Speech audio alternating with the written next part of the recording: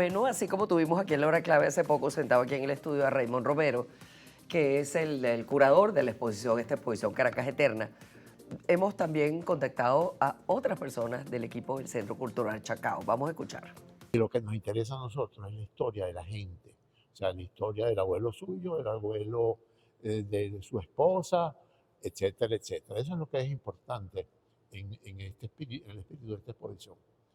Ah, entonces son objetos de Caracas, objetos de la casa caraqueña, objetos eh, de la farmacia caraqueña, las medicinas que tomaban nuestros abuelos y nuestros bisabuelos. Y al mismo tiempo es un poco ver cómo eran ellos, cómo era la ciudad, cómo vivían, cómo era la religión, eh, cómo eran los pobres, cómo eran las casas, cómo medían los pesos, las medicinas que tomaban. Esa es la verdadera historia de nosotros y la verdadera historia de nuestros antepasados.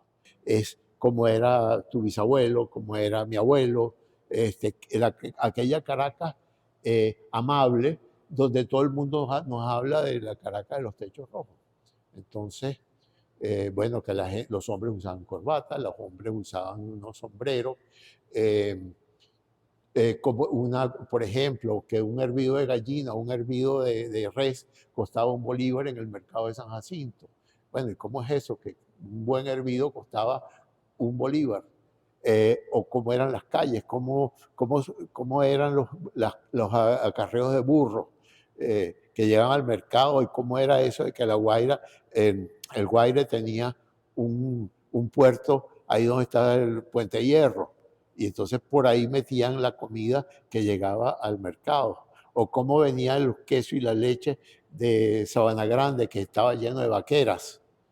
Es todo eso, es cómo iban los caraqueños a Petare, cómo era el tren de, de Caracas hacia Petare y más allá, y a Guarenas. Eso es un poco la historia que yo quiero conocer y quiero que toda la gente lo conozca. Eh, eh, qué tan buenas eran las piñas de Petare, que se consideraban eran famosas. Y el café del cafetal, que por eso se llamaba así, que ahora hoy en día es una urbanización.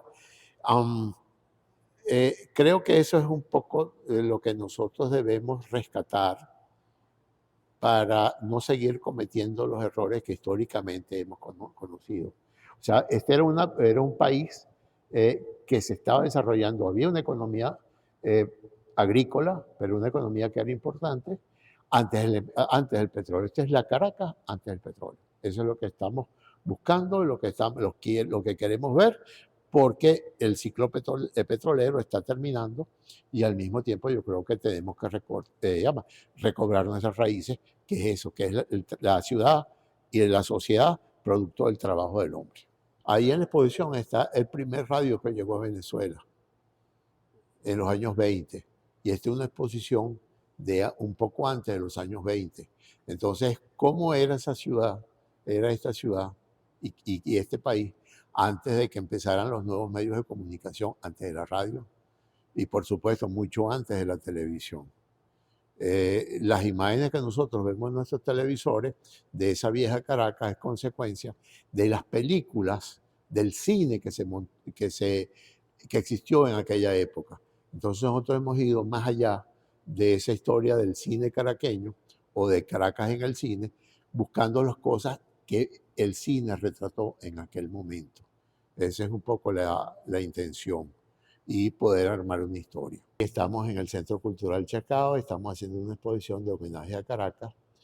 La muestra se llama Caracas Eterna y tiene que ver con la Caracas de hace un siglo atrás. O sea, la Caracas del General Gómez, la Caracas de los techos rojos y cómo era nuestra ciudad un poco cuando comenzó la industria petrolera. O sea que espero que le disfruten y yo creo que es una interesante exposición y un video muy interesante. Bueno, Manuel, esto es una gran memoria, una memoria física en fotografías y objetos, pero una cosa sumamente interesante de recorrer allí en esta exposición de Chacao.